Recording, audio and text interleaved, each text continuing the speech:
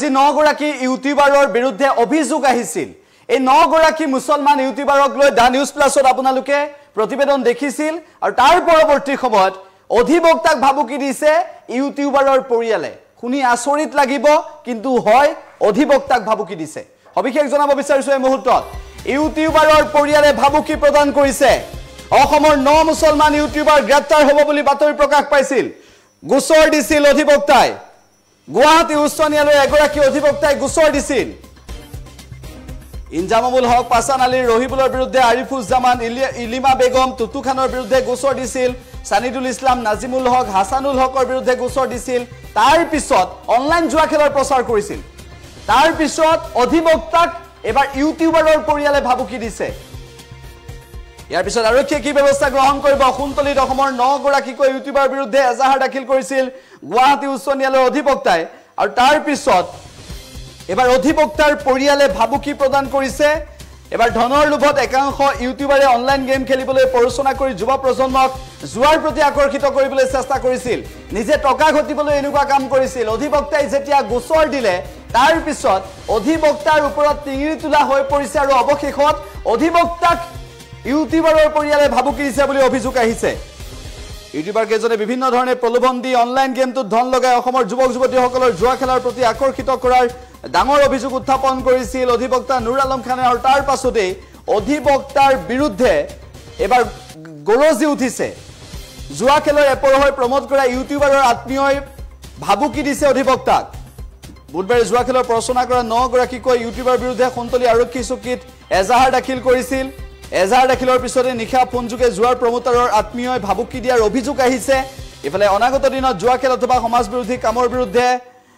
যেহেতু সেই অঞ্চলটোত সকলো একত্ৰিত হোৱাৰ সংকল্প লৈছে সেই সময়ত এনেদৰে ইউটিউবাৰৰ পৰিয়ালৰ লোকে এনেদৰে ভাবুকি দিয়াৰ বিষয়টোক লৈ অধিবক্তা গৰাকী ক্ষুণ্ণ হৈ পৰিছে আৰু এই বিষয়টো সহজভাৱে মানি ল'ব পৰা নাই এই সন্দৰ্ভত অধিবক্তাই মন্তব্য কৰিছে মুখ খুলিছে কি মন্তব্য কৰিছে কি আমি আপোনালোকক জনাব বিচাৰিছো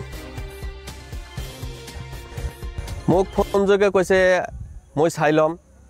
মই বহুত টকা ইনকাম কৰোঁ মান্থলি বহুত টকা ইনকাম কৰোঁ এনেকুৱাকৈ মোক ভাবুকি প্ৰদান কৰিছে এই ক্ষেত্ৰত আপুনি কিবা ব্যৱস্থা গ্ৰহণ কৰিছে নেকি নহয় মই এতিয়ালৈকে তেওঁক মই সতৰ্ক কৰি দিছোঁ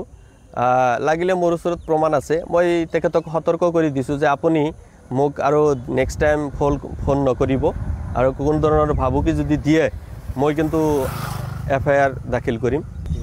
হয় যোৱাকালি মই খুনতলি আৰক্ষী চকীত অনলাইন জুৱা প্ৰমোটাৰসকলৰ এগেইনষ্টত FIR দাখিল কৰোঁ তাৰ পিছতে মোৰ ৰাতি ভাবুকি আহিল ফোন কল যোগে যে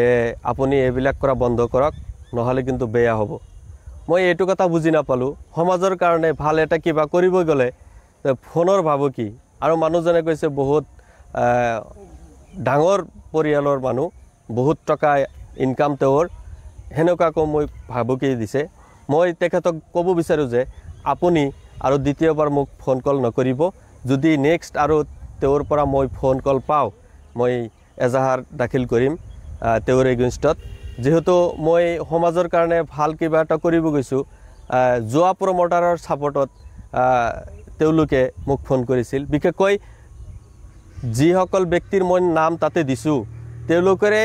আত্মীয় মই নাম ক'ব বিচৰা নাই গতিকে যদি আৰু নেক্সট টাইম মোৰ এগেইনষ্টত মানে মোৰ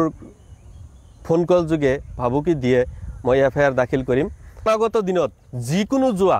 আৰু যিকোনো অসামাজিক কামৰ বিৰুদ্ধে আমি মাত মাতি যাম এই ক্ষেত্ৰত মই অসম আৰক্ষীৰ সহায় বিচাৰিছোঁ আৰু য'ত যাব লাগে তাতে যাম আৰু সমাজৰ যিখিনি কুকৰ্মবিলাক কৰি আছে প্ৰত্যেকৰ বিৰুদ্ধে আমি মাত মাতিম গতিকে মই অসম আৰক্ষীৰ সহায় বিচাৰিছোঁ আপোনালোকে সহায় সহযোগ কৰিলে মই ইয়াৰ বিৰুদ্ধে মাত মাতি যামেই যিমানেই যি বাধা নাহক কিয় যিমানেই যি ভাবুকি নাহক কিয়